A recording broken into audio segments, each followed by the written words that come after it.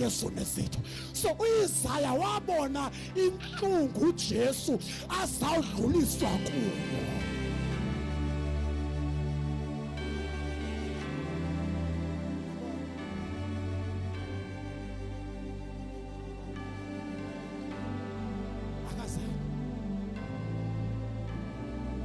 Wabona ihlobo azawulinyazwa ngalo. Wabona ihlobo azawuhlazeka ngalo ngenxa yesono sethu. But there is one man that I like in the Old Testament by the name Daniel. uDaniel umbona uJesu ekusimo segraduation. Uthi xa imjonga athi inwele zakhe simhlophe njengoboya bezimvu, athi amehlo wakhe alangasamangalanga bomlilo, athi ebusweni akabhekeke uyakhanya njengokhanya kwelanga, athi ubhinqile esinqeni umbhinqo wegelide. Ubona uJesu sevusiwe ekuseni enziwe ngamandla ovuko. Ngokunyama kaMaria akekho nje, kodwa ubona uYesu ovusiweyo. Wabona uJesu kwisimo segraduation. Wabona enzima. Wabona enzima. Avakala uPawulos engqinela uDaniel athi asibhilongi kulona ofileyo, kodwa sibhilonga kovusiweyo.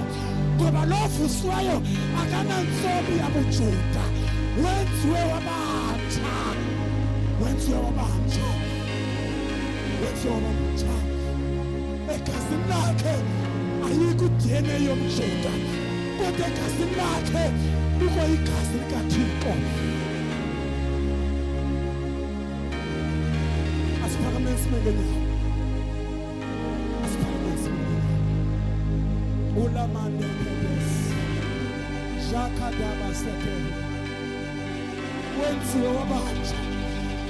Asibhilongi kofileyo, kodwa sibhilonga kovusiweyo.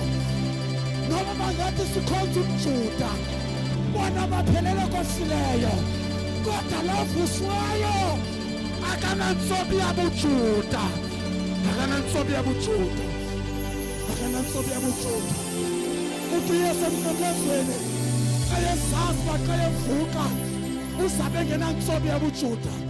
Athi ojonga uJone athi mfazi nangu unyana, nyana nangu unyoko, ngoba xa ndivuke ekufeni andisekuyanga unyana kaMaria, ngoba nayo intsobi yabuJuda, anayo intsobi yabuJuda, anayo intsobi yabuJuda.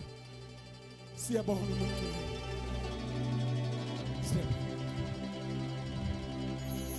Siyabonga.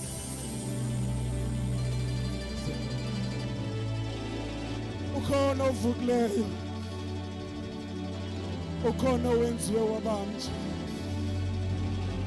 akabhekeke ebusweni, akabhekeke ebusweni.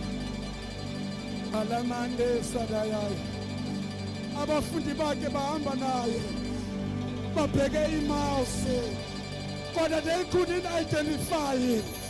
Ngoba uvukileyo wenziwe wabamtsha.